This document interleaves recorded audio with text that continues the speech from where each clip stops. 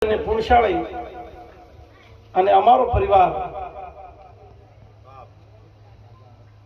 અમારે ઉંદરિયા પરિવાર સાગણા અમારે બબીમાની નિર્વાણ તિથિ નિમિત્તે ભજન સત્સંગ રાખ્યા. તેમના પરિવારને કોટી કોટી વંદન અને જય ગુરુ.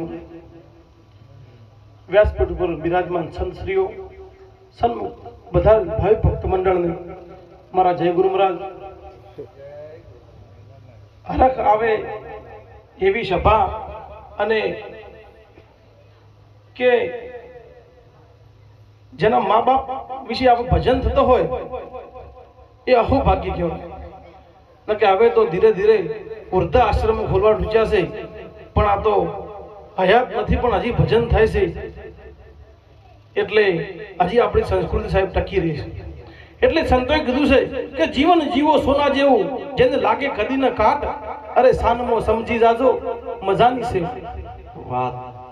આપણે જીવન કેવું જીવવું, સરપંચ સાહેબે કીધું એમ કેવું રેણી ક્યાંની રેવી એ આપણા હાથની વાત છે.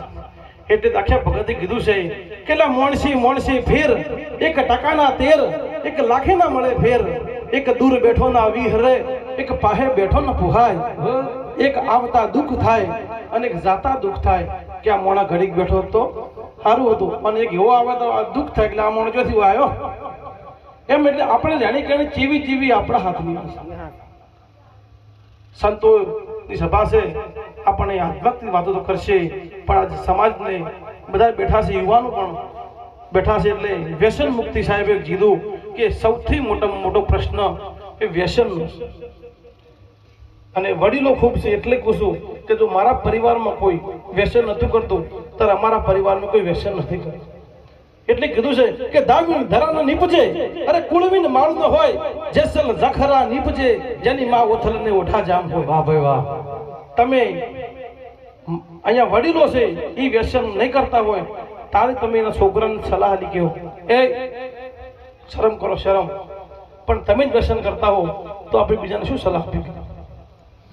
એટલે જો એક 10,000 ની તિજોરી લાવો ઘરમાં તો હારા હારા ગોદડા, હારા હારા દાગીના અને હારી હારી વસ્તુ ભરતા હશે તો પરમાત્માએ મોગો મૂલ્ય મનુષ્ય અવતાર આ તમને વોશની કિંમત તમને કોઈક આપી દે, તમે ના આપો.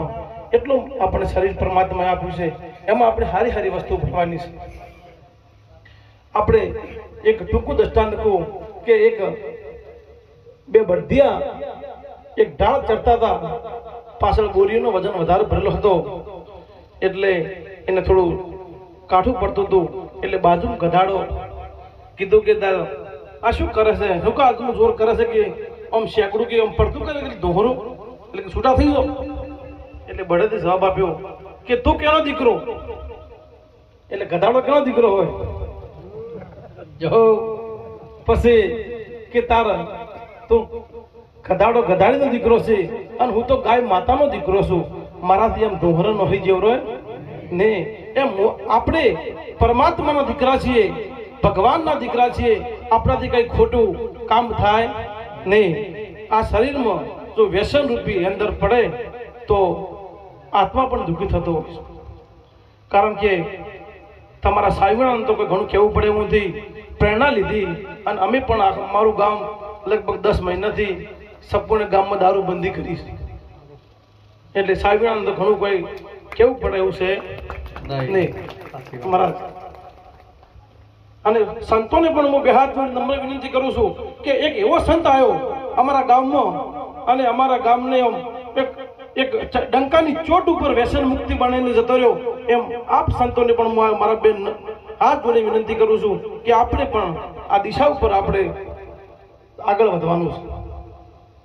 એટલે સભા ખૂબ છે અને બધા વાત કરશે. બોલો સદારામ બાપુની.